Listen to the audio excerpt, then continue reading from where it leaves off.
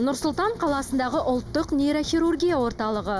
Бұл жерде айығуы өте қиын дертке шалдыққан науқастар емделеді. Қазіргі таңда жастарда жиі кездесіп дәрігерлердің алаңдаушылығын туғызып отырған дерттің бірі инсульт.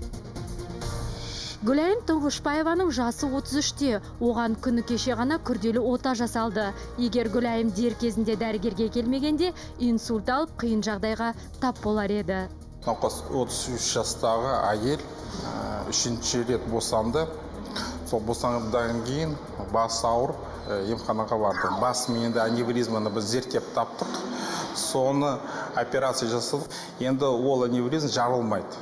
Сол үшін біз болатын инсультті сонымен алдына алып операция жасап қойдық. Операция жақсы өтті.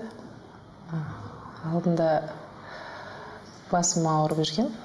Неше жылдан бері өзім участковый невропатологым МРТ-ға түсіріп, содан белгілі болды, аневризма бар екен. И осы нейрохирургияға направление беріп, осы жердің врачтары операция қалды сразу. Сонымен операция сәтті өтті. Мамандар қазіргі таңда әлем бойынша инсульт дерті жасарып барады деп дабыл қағуда. Бұрын бұл аурумен 60-тан асқан адамдар ғана ауыратын. Қазір 30-ға жетпейтін жастарда кездеседі екен. Ең қиыны инсульттан кейін адам мүгедектік жағдайға жетіп, оның оңалып кетуі де оңай болмайды. Біздің елімізде жылына 40 мыңдай инсульт болады. Оның 80% инвалид болып шығады. Сол үшін мына профилактикасы ең бірінші зата тұру керек. Ол қандай профилактика болды? Ең біріншісі мына артериальный гипертензияны емдеу керек. Ол бірінші орында.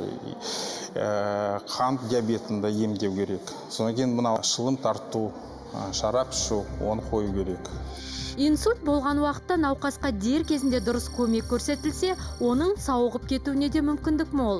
Бірақ көп адамдар қауіпті дерттің бастапқы белгілері мен алғашқы көмек туралы біле бермейді.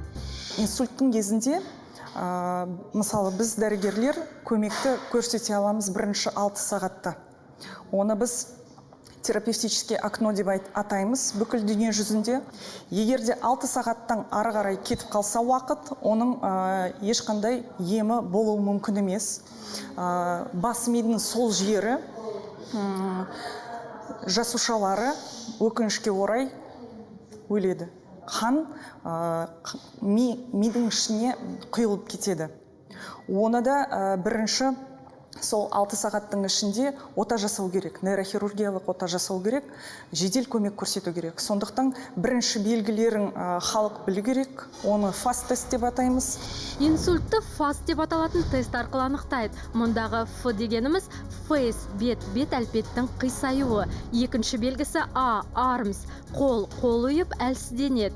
Үшінші С, спич, науқастың сөйлеу қабілеті нашарлайды. Ал төртінші Т әрпі, ағылшынша тайм, яғни уақыт дегенді білдіреді. Қазіргі таңда өкінішке орай көп апаларымыз, аталарымыз сол 6 сағат уақытын өткізіп келеді. 1 тәулік, 2 тәулік, кей кезде 3 тәулік үйде жатып қалады. Суықтадым дейді, суық тиді, жел соқты дейді, қолын кәдімгідей орамалмен орап тастайды, жылыстайды, грелка салады.